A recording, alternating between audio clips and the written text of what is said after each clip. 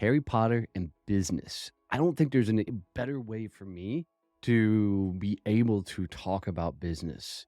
I got to sit down with Sean, and he's built a fascinating company at the height of COVID when all the world was run into some sort of chaos.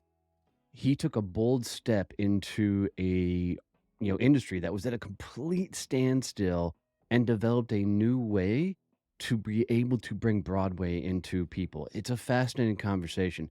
And I'll tell you, I really enjoyed the idea of creating at times a chaos, taking risk and really having the resilience to make things move forward. We know going into this next year is going to be a tough year, right? There's going to be a lot of things happening. And I'm really telling you that if you will absolutely take action, look for the gaps in your industry and see what's happening, follow Sean's footprints as he walks you through his stuff. And he really gives me some timely advice on how to challenge my own thinking around entrepreneurship. So lean in, tune up, and let's get after it. I'm really excited to bring you Sean. All right, Sean, I'm totally stoked for this one. I'm a massive Harry Potter freaking geek. So this was when they actually sent the thing for you to come on my show. I didn't get past the words Harry Potter before I was already writing yes.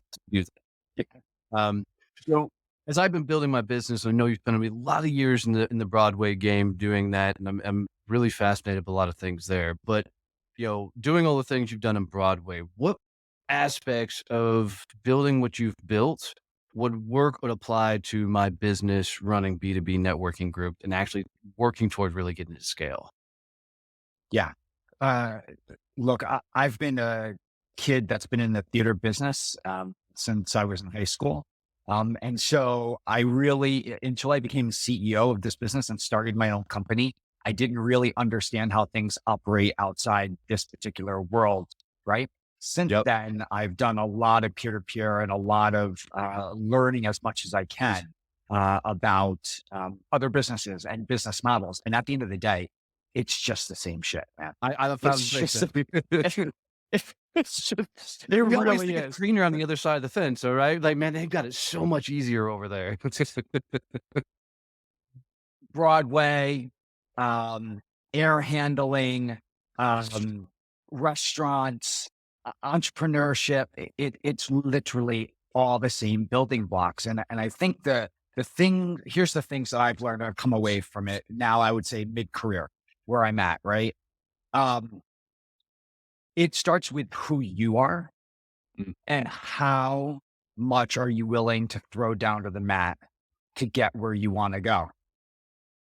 dude, That's it. I hear you. How hard are you willing to push? Are you willing to get up at 4:30 every morning and go? And that means go on yourself as well as on the business. That's what my takeaway is. Dude, no, I'm with you. I think most people start a business because they want this idea of freedom, right? Like, let's start a company. You can set your own hours, you can set your own days, you can do this thing. And I'll be fully transparent. That's what I thought was going to happen to me. I didn't realize how much harder I was going to have to work. One, to get this thing off the ground, right? But two, That's right. to keep this thing actually going. I didn't also understand the mental and physical toll that building a business was going to have on me, right? For sure. It's an absolute mental beatdown. And then you throw in there the Molotov cocktail of people, which are the most beautiful thing in the world, the biggest pains in the asses in the world at the same time. And you've got, a diabolical mixture that is set to take off or explode at any moment. You know, as I've built the company, one of the things that I'm fascinated by is how do we continue to get awareness? How do we get more people into our world? And I know, like in the Broadway, if you guys aren't out marketing those musicals or those plays and the likes, there's a lot of work and effort it goes to fill one of your auditoriums. We also do a couple of conference a years, and let me tell you, trying to get people with butts and seats is a lot of damn work. How do you guys Mhm. do it so effectively and do it so well? Sure. Well, I focus on I think I have two different leadership styles, which also then translates into how we market and how we sell our products. Look, again, I'm a guy, but it's a product. It's the end of the day. It's an entertainment experience, and it's a disposable product to a certain extent to many, many people. Now, I feel differently about that. Mm. And the thing that makes me feel differently, the fact that I actually don't think it requires disposable income, the fact that I think it is a requirement, it should be a human right to be experiencing theater, is actually what fuels the marketing Love that. passion that I have. Right. And the reason why is, look, we're a commercial business. We're not a not for profit. Right. Right. We live and die by the sword. Okay. However, I do feel that part of what the digitization of humanity has caused is a sense of dehumanizing things. And we can read all the studies, right? You can read all the different studies about technology and whatever. And there's a truth to that. And yes, technology does make, many things can be true at one time. This is another big truth in business, right? Many Right. things can be true at one time, right? Technology is amazing and awesome, does the awesome things. And then it can also do horrible things as well. So, um, the thing that I'm finding, especially when it comes to kids and it comes to generations beyond us, is that there is a decreased sense of community. There's a decreased sense of connectivity, interpersonal connectivity, decreased sense of empathy to some extent. I think we've seen a lot of that in some Yeah, of the big sure. social problems that we have, right? And the thing that theater does, other than entertain and razzle dazzle, yes, put that aside for a second, right? The fun part of it. It tells stories in a way that film and television can't. The fact that you're in the space with the person whose story it's happening to. And there's something about communication, right? We know in interpersonal communication models, you send out signals, both verbal and nonverbal. The receiver receives them. And even if they don't verbalize, they nonverbal send communication back, and then they're cycled. That's exactly what happens in the auditorium at the theater. The performers are sending out signals and information. It goes to the audience and it doesn't stop there. Audience then sends nonverbal or sometimes verbal signals back to the actors and that communication. Now, when you've had a really great podcast, right? Yep. You're like grooving and like the time has gone by and it's amazing, right? Because you're cycling on those ideas, right? That communication. The same thing happens in a theater. And what happens with that is the transference of ideas, right? From one party to the next, from the ideas of what's happening on that stage, the people in the auditorium, and inspire them so greatly that they can leave that space and go out and change lives. Now, that can be many different things. Back in the 30s, there was a play called Waiting for Lefty, which actually caused strikes in New York City, a Oh, wow. taxi cab strike, right? People left the theater chanting, right? Like there's things like that happen. Or there's simple things where people go see a beautiful play and then they walk out and they re-engage with a family member who maybe they Mm. has been misunderstood, and it changes something in their lives. But there's something about that model of that theater that theater does. Now, I take that and that's what we're selling. We're selling the transformative experience. And if you've Mm. if you've ever been to theater, right, that's what you're doing. It's the same thing that professional sports teams sell, Right. right? The example I give is, I went to the Rangers game a couple weeks ago. Why am I high-fiving a bunch of dudes that I don't even know? Because you're having a communal experience, right? There's something about the community that has just exceeded and you have this rapture experience. That's what happens in a theater. And that's what I think that needs to happen, not only at the professional level, but at the grassroots level for kids in schools. And it gives them this profound sense of team, profound sense of community, because not every kid is going to be a sports superstar. Yeah, no, I love this. It makes me think of my wife and I. We flew out to New York. We went and we wanted to go see Wicked, and so phenomenal. Um, uh, and I'd never been to a Broadway musical, so the one thing that just totally flipped me for a loop is at the end when they come out and start talking about the nonprofit, they all break character and start talking. I was like, "Wait, Yeah. what the hell just happened?" It was the most bizarre thing for me, but I still remember everything about that experience. I can tell you exactly where our seats were. I can tell you the atmosphere. I can tell you, everything about that moment because it created such a magical experience for my wife and I. I've never thought about trying to recreate that level of experience for others. Even in our groups, in our conferences, I always have come from it from an educational standpoint. How much can we pour into these people? But I hadn't thought about it from the entire experiential, experience of how does this wow them so much that they will continue to go out and tell all the other people about it? And look, Danny, I would say that passion that you have for education, that's the thing that's going to drive. You just got to figure out what is the special sauce that you have about education that's going to take that from from a level of just transactional to a level of that information is going to fuel the entire event. Look, we've all had not so great teachers, and then there was always like one or two like amazing teachers, right? And that's education. Those teachers were performing. They were up in front of the audience, right? In front of their class. They're out there performing every single day. And sometimes, right, that's you have to think it's the same type of thing. Now, as far as any business goes, that's what a CEO or an entrepreneur needs to think about. They're highly passionate. And you know the old saying, people don't invest in businesses, they invest in people, Yep. right? And so they're highly passionate. What is it that they're selling that's themselves that they're going to take their idea to whatever that next level is? And that is what the special sauce is of the business. Yeah, I love that. One of the things that I can attribute a lot of our success to is how often and vulnerable I get out there in social media. Like I tell everybody, that 6 months in, my wife's Jeep was repossessed building a business. We almost lost our farm to foreclosure, and I hear it, and I show up in a ball cap, a T-shirt everywhere, and one of my favorite DMs is, "Hey, thanks for showing up as you because it gives me permission to show up as me." So I've got that on a minuscule, small range. We're just trying to figure out now how the hell do we elevate this a lot louder. I'm going up against the marketing bros that are, here's 7 days, you'll be a millionaire crap and all that stuff out there, where we're trying to hit it from a very genuine, authentic nature.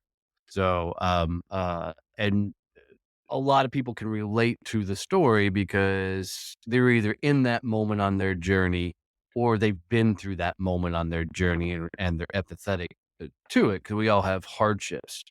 So how do I expand that voice louder out there?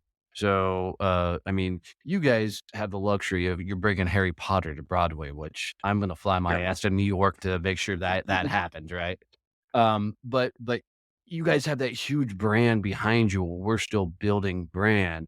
How do you bring awareness to that without having that big brand name behind it? Yep. Yep. It is one stone step At a time. at a time. Right. So one I have a couple hobbies, so really only a couple because you just don't got time, right? And my ridiculous passionate hobby is to race Ironman. You know what Ironman races? Yes, Right. yes. You crazy Okay. people. 140.6 miles, right? Okay, great. And so like I can't think about the marathon run that I'm gonna run in about 7 hours when I'm getting in the water. Like I my head can't be there, right? So and in the business, we've scaled this business. We're 6 years old. Mm. We have scaled this business in 6 years. 6 years ago, man, it's the same story as you. My wife had to have knee surgery and my mother-in-law was visiting us and we had two kids and we had a 2-bedroom apartment and I had to sleep in the closet. Like I swear to you, Yeah. that's the truth. While I was trying to raise money to fund the business. And Right. I was waking up like in the middle of the night, checking my emails in the closet. God, I know that drill. We've all been there, right? Yep. And so what you have to focus on is what's right in front of you. And if, as long as I think you're authentic and you're true to your voice and true to who you are, right? Like I'm a t-shirt and hoodie kind of guy. I am Yep. too. My ball cap's sitting over here, right? That's just what I do. And so, but the thing that makes my business or your business or anybody who's finding success is, what is it that passion, that person who's driving, what's the passion that's fueling that person? And again, how much are they willing to pursue that passion to all extents, right? To consistently, and that consistency is so key, to wake up every single day and know that tomorrow is going to be one step further than today. And soon, if you really do that, if you genuinely do that, I firmly believe that in a year, 2, 5, 6, my wife and I talk about it now, and we're like, holy cow, what is happening? Like, it is a complete mind blowing situation, where I was sleeping in the closet, and 3 years later, I'm going to the Tony Awards, right? And Yeah. it's like, what is happening? Right? That kind of insanity. But that only comes from doing the work and being true to the work and into the grind of what it is. There are no shortcuts. Yeah, no, They're not. I've found that, every morning, I'm up at 3:50, and it's not because of the hustle and grind mentality. I have a full working farm, right? So if I'm Yep. gonna get Yeah. the Yeah. farm taken care of and get the workday going, it's got to get moving early. But I started working or walking in January, right? Because I'm never been a big health and fitness guy. That's just not been my thing. But I keep hearing a lot of people say that fitness is a major portion to be able to achieve the things you want to achieve. Um, how much do you believe that? I know it's gotta be a big portion because 'cause you're freaking running Ironman like a crazy man. Um, uh, do you believe that the fitness side of it is one of the catalysts that's helped you get to the level you've gotten so far? I think there's three key things that I've found that are working for me. Okay. One is, yes, and the fitness is just an extension of discipline. Mm, That's all it is.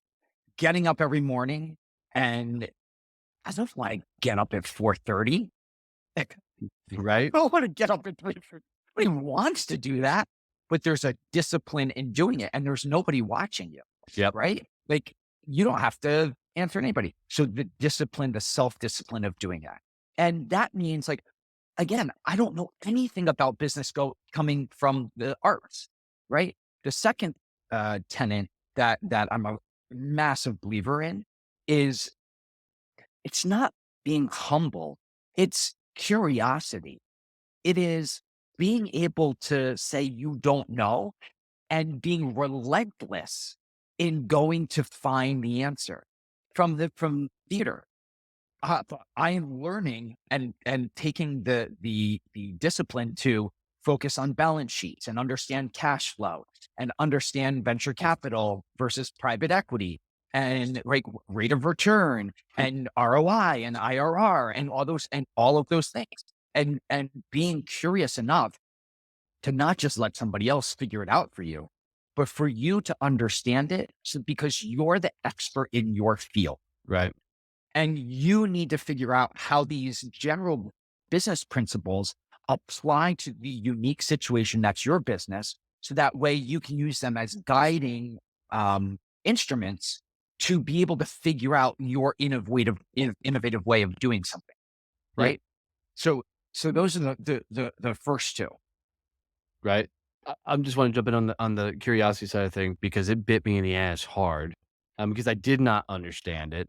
So I early on was hiring because, oh, well, tech. Okay, cool. Now technology is yours, right? Okay, finance is yours. And I literally was just giving things to people and kind of walking away.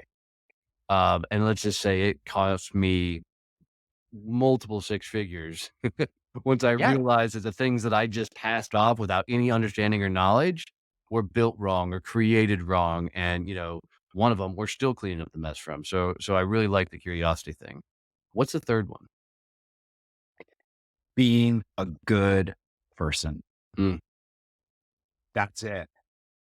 Paying it forward, not for anything in return, but genuinely just being a good dude. Kindness, respect, going out of your way for people, like, just because, right? And eventually all those things, people will gravitate to people like that, right? Yes. When I was a student, I wrote all kinds of different people, wrote them emails and, or actual handwritten letters. And like, I got no returns, right? I make sure I respond to every time somebody writes me. I make sure I respond. And sometimes it's, hey, I am completely underwater right now. I'm so busy. I got your note. Give me a little bit of time and I promise I'll get back to you. And I do it. Students, I take the time to answer those things, or other colleagues who come to me and like, hey, what's your take on this? Right? Those kinds of things, as well as you start to begin to build team members and employees. Like, I have many, many different team members who are my personal friends. People think I'm crazy, right? But and people who became team members who are very close and near and dear family to me. But it's because I treat them with tremendous respect and care and love.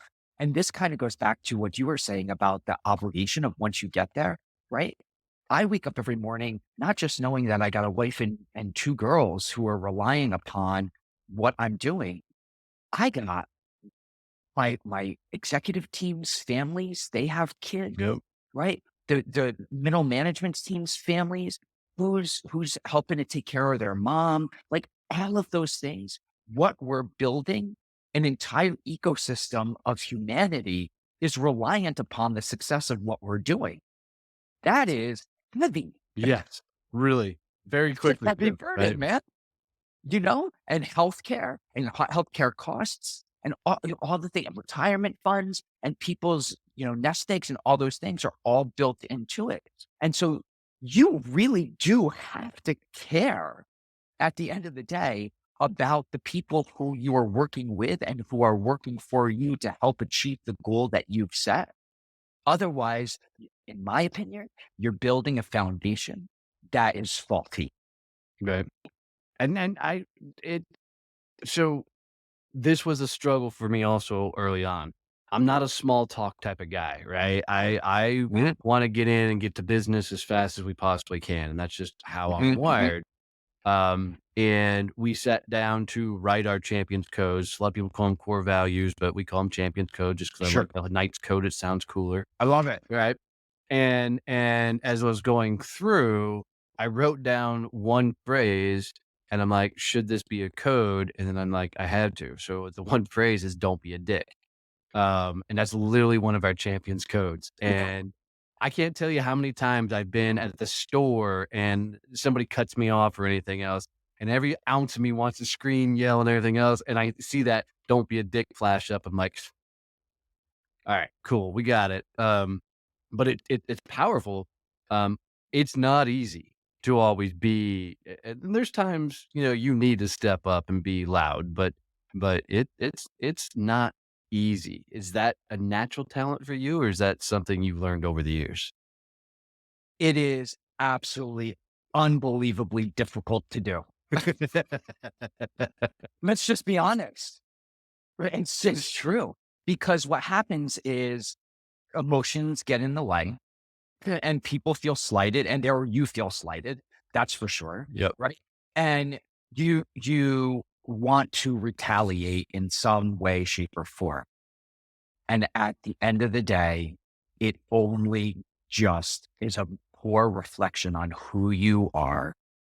And I've started say, my mantra has been when I've come to those moments, because I used to early in my career, man, I didn't have the self-discipline in my emotions to not retaliate. I did. Right. And now the phrase I say all the time now is that says so much more about them than it does me. Mm, That just says mm, so much more about them than it does me.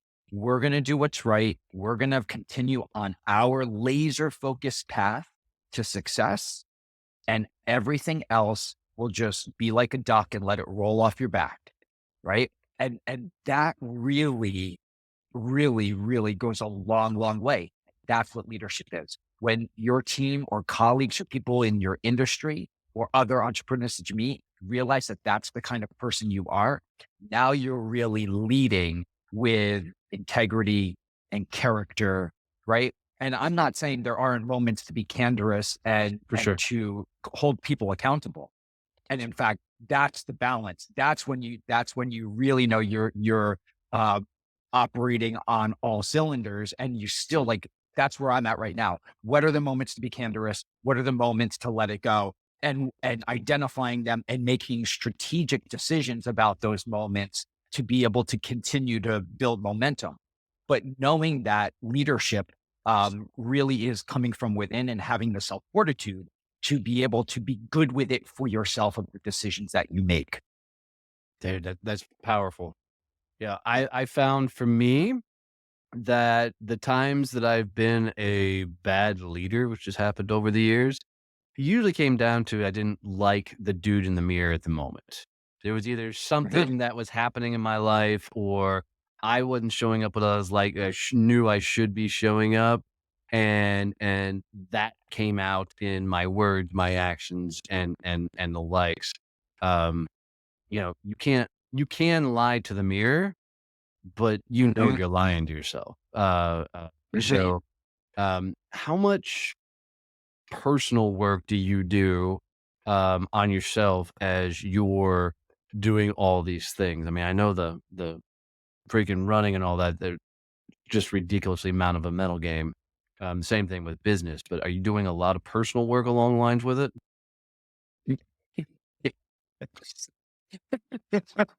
I was always laughing because you know it, the personal work like permeates into like being a dad, being a husband, like Yep. it's all those things too. You know what I Yep. mean?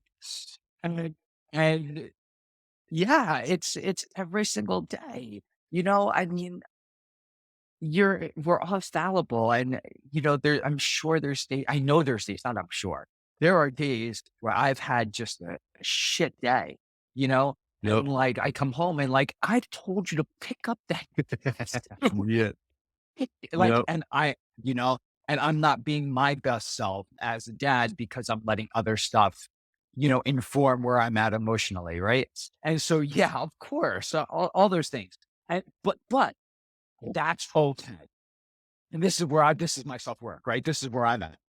It's okay. As soon as I identify it, I gotta go up my daughter's room. I don't know what. I'm sorry. There's all kinds of stuff going on that doesn't justify it.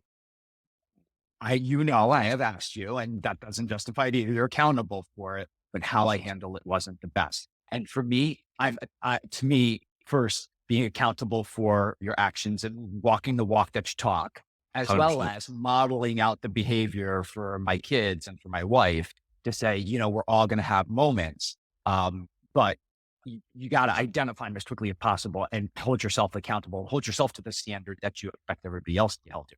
That's my self work. And I would say then the other piece of it, Donnie, is I'm trying to learn and I am soaking up, man, as much as I possibly can. I try to be a sponge about everything I don't know.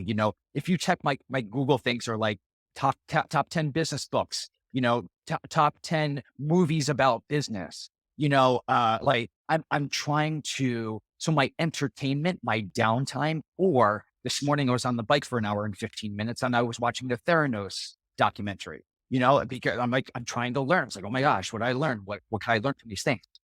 Being just every waking moment that you possibly can, sponging up all other aspects of business and right to make yourself a better leader, better entrepreneur, better person. I think that's really key. What are the things that you do that fit into that? For sure. So one, I want to add a movie into your repertoire. If you haven't seen The Saint of Yes. Second Chances, it's on No, I Netflix. haven't. Okay, Yeah, I'm gonna watch it. yeah, I gotta it's watch it this good. weekend. It's about the old baseball hustlers, the guys who started the White Sox and everything. It's a really, really cool I'm gonna movie. love that then. Yeah. Yeah, I love documentaries, right? They're just some of my biggest learnings. So I'm interested here because I had to stop consuming. And here's what I mean. I had to stop the books, I had to stop all the podcasts because I'm still in growth phase of business. And being in growth phase of business, a lot of things became a shiny object, right? And I don't know if it's just because I'm wired this way, but I would read a book and all of a sudden the whole company would be focused on what that book just said to do. And I'm like, oh, and it was like this almost like my mind said, oh, this is it. This is that magic bullet. Until a coach and mentor of me said, dude, there's no magic bullet. Even though I wasn't like actually looking for that one trick pony that was going to make it all work, my mind kept going there. He said, there's no silver bullet. Your life is the silver bullet. And I was like, right. So I know I have to be very protective of what I Mhm. do consume. This is why we don't allow the news or media in the household, right? Haven't watched news in like 20 years Mhm. because it's also damn negative. Um, but I'm fascinated with the people that can consume at the volume you're consuming because I'm like, there's just no way that I could stay focused and moving forward without shooting off in different, directions. So for me, there's a lot of coaches and mentors that are more accountabilities for me. Because I'm Mhm. just one of those guys that you say, hey, there's a hill, take it. I'm just going to move. So all my coaches and mentors are like, all right, Donnie, don't take any action on this. Let's just talk through this moment. So that's Yeah. been a lot for me right now. Um, Yeah. Yeah. so Yeah. it's how are you able to consume so much and be able to stay focused on the direction of your company? Yeah. I think that as I'm reading through stuff or learning new concepts and ideas, if something really speaks to me, I usually sit for it. I'm not gonna like sit with it, but I kind of living in it, or I'll go back over it. And if it really applies, or I feel like it really applies in the moment, I'll start moving, and I will change courses or have it allow it to impact the business, right? And I'm kind of to me, it's kind of like how I live my life. It's a little bit, I don't surf, but I think it's like surfing. I mean, I've been surfing once. Okay. I've But I been think it's kind of like bodyboarding, so that's surfing. about as close as I get, right? Okay. So the wave comes and like you kind of ride the wave and then you paddle back out for the next one.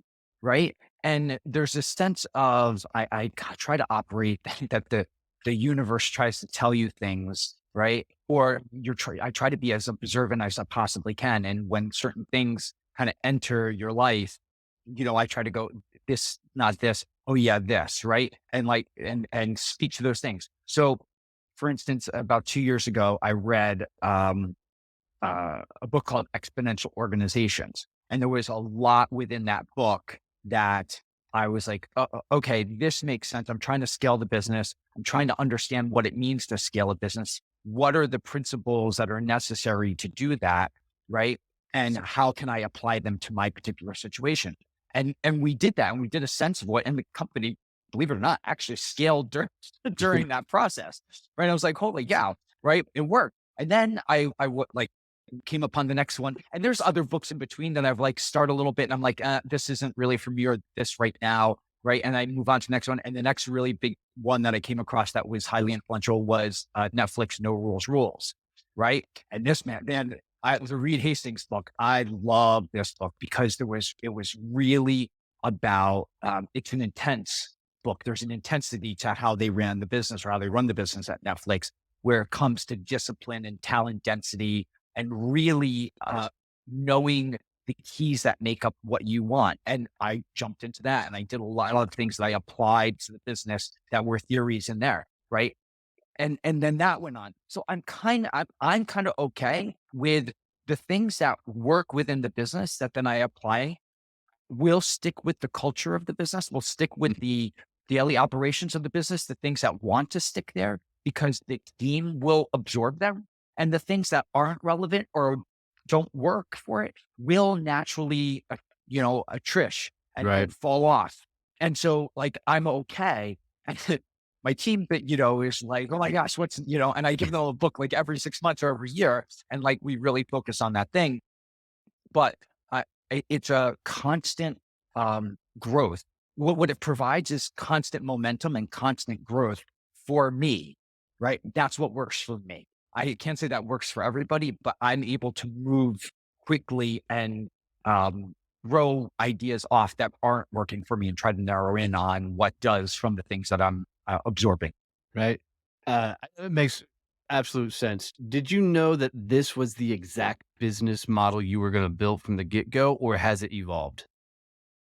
It's evolved. It Okay. evolves every single day. Yeah, absolutely. We're taking and I'm trying to stay ahead of it. I have, and the team has some really tremendous, what we think of groundbreaking ideas. We're in a business that is uh, arcane. I think that's a polite way to put it. It's old as shit. Yeah. It's basically what it is. Yep. You got to think, right? The Greeks, Right. theater was a business, right? The, Fair. the Roman, like it's been around for that many thousands of years, right? However, I use this phrase. I said this story a few times.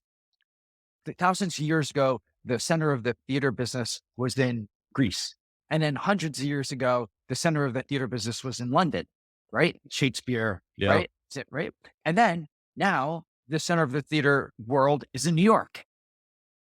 It has changed, and we are ridiculous to think that it won't change again. Right?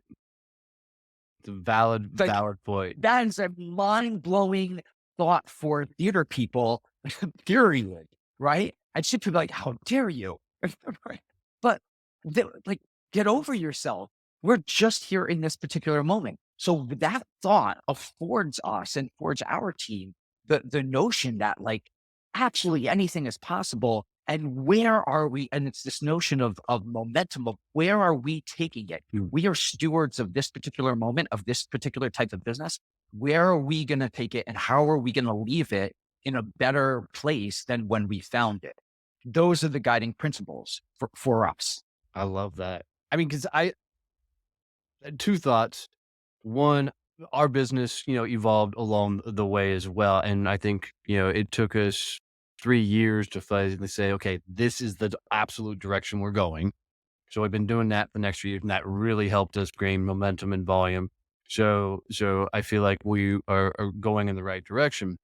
Um, I also feel like, and I'm not a big fan of the word disrupt, but I think we are disrupting our space right now. It kind of sounds like you guys are doing.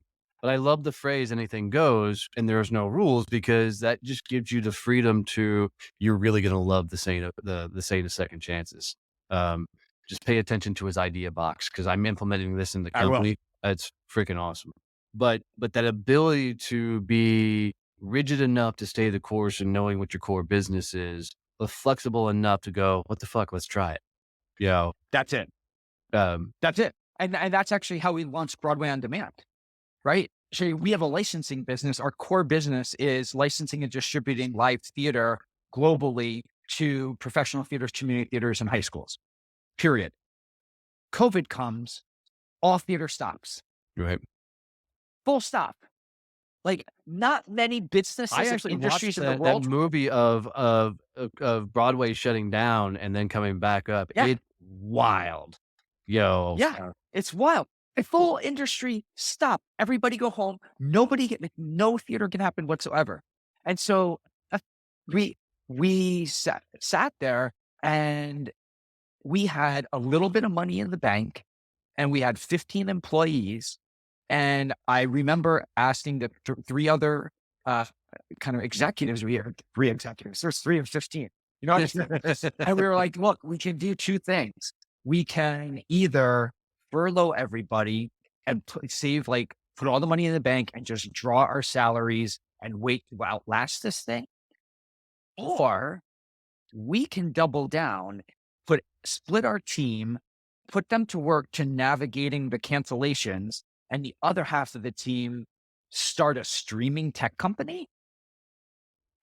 Did you pull that Okay. out of your ass? literally pulled it out of our ass. I And love it. no, dude, it was this, I swear it was this crazy. It was like, okay, I literally know one person. I know a guy who lives in LA. He must know somebody. That's so awesome. And I called him and I was like, hey, Scott, you know anybody who does streaming? And he was like, actually, I do, but they're in Jersey. And I was like, oh my God, that's crazy. Okay. It's like I called, and this guy and a streaming platform that was a modular streaming platform. And I said, look, I have this crazy idea. I think things are going to pivot to online for some time. And people are going to kind of do remote. Or at the time, I was thinking like people would perform, but there would be no audience, or like, I was trying to figure out what it was going to be. And from, I would say, we started that process in mid-February of 20, and we launched May 17th, Broadway on Demand of 2020, which is a bunch of theater kids who acted like we got hoodies and everything. Right? That's awesome. We're acting like tech entrepreneurs, and then it launched, and like we had billions of people watching these streams all over the place, and we were like, what is happening? This is insane. Right? So you have no idea where it's going to go, but you've got to be willing to take the risk if you see the disruption happening. And it's a leap of faith, man. At some point in time, it's always a leap of faith, right? And we tried to protect the core business, but we did. It was touch and go at some moments. We weren't sure if it was all going to work out. Right. Well, and I have so, because we did the same thing right at COVID. We decided we were going to launch the networking groups in beginning of March. We launched the first group March 24th of 2020, and have been building them ever since. Kind of cool trajectories. With that, but there's so much. Like we grew up in a generation of this is the way you do things. I go back to, I didn't even know you could start a business until I was 40, right? That's just a generation that we grew up in.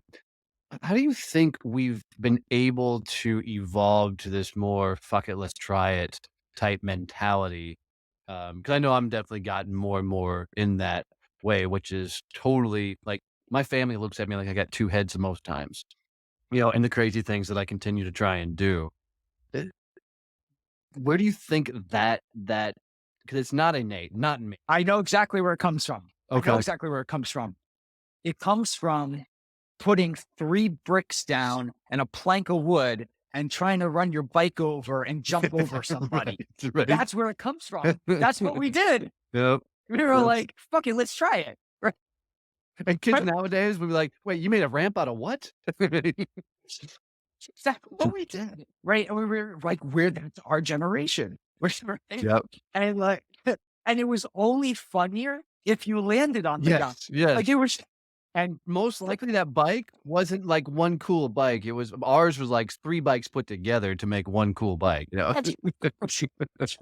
right? That's where it comes from. And so like this notion, like what could possibly go wrong? And I think that's okay. When you have nothing to lose, you have everything to gain. Yep. And one of the things, this is a thing that I'm struggling with, or that weighs on me now, right? I have an established business. Right. It has and I often think this, has my fuck it threshold dropped. Right? Because, and what is that like? Like how much can I risk? Like I have a lot more now to lose, right? And a lot more lives unpack and everything else, right? That's right. That's right. And so like, that's it. Now, I don't want to, and this is the kind of the self-work, or this is the stuff I think about when I'll run it, 20 miles. And I'm like, I don't want to lose that edge of being able to push and ride it because I'm worried that something existential is going to happen to the business. Right. But at the same token, I also don't want to play it too safe, and I don't want to be too risky. And part of me is, I'd probably live my life a little bit on the side of more risk, because I feel like, well, what's the worst that can happen? We go back to, sleeping in the closet. Right. My values, my personal values, right? My family, health, who I am, how that's the thing that means the most to me. And I think that gives me a little bit of liberty to be able to live on that other side of risk.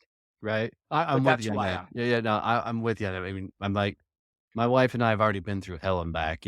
She's riding, dying with me through this whole thing. So she's going to be Yep. around no matter what happens.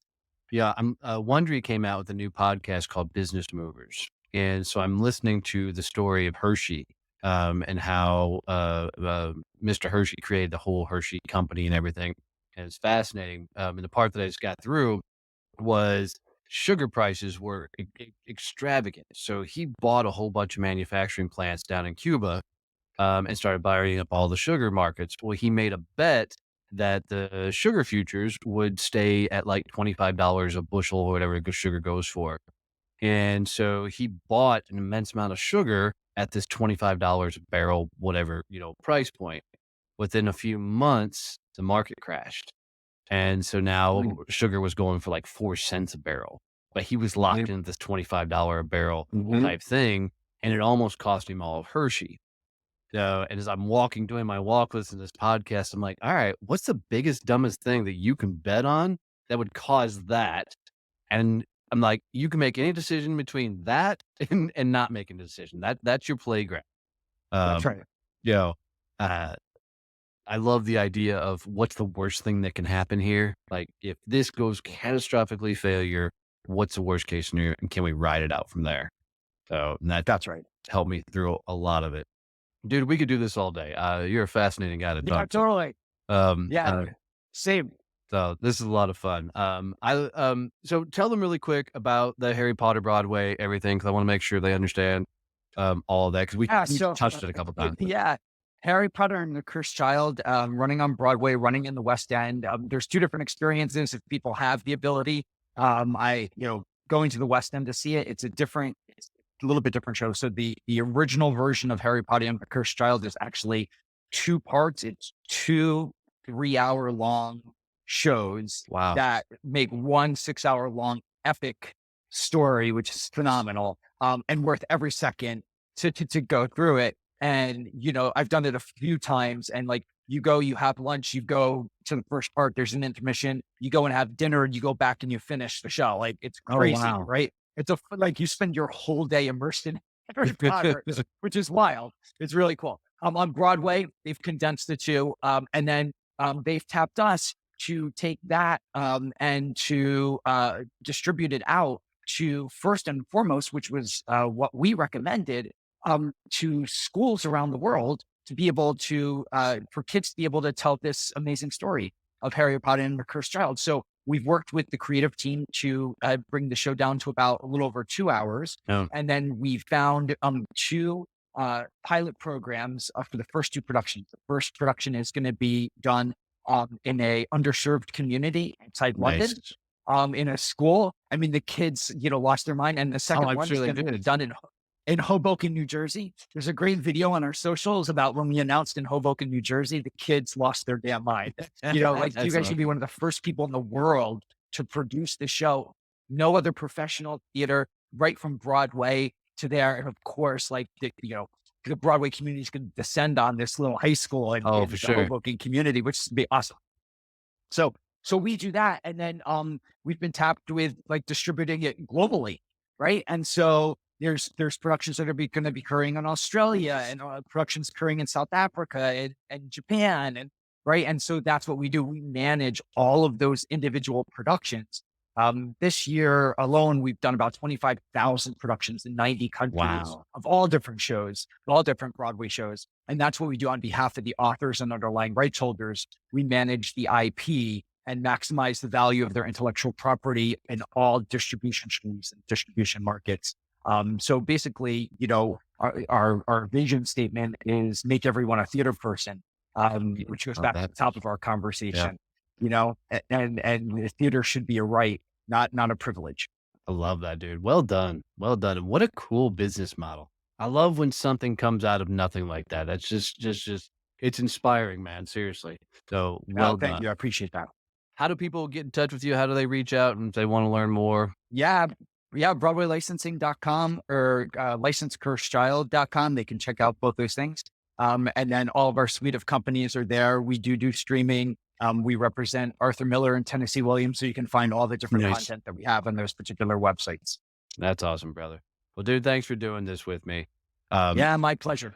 And guys, if you're still hanging out with us as part of this conversation, do me a favor, take a screenshot wherever you're listening or watching this. Tag me and Sean in this thing. If I find it, I'll make sure to come comment. I'm pretty sure Sean will come and comment if he sees it. But otherwise, love you, mean it. See you. Bye.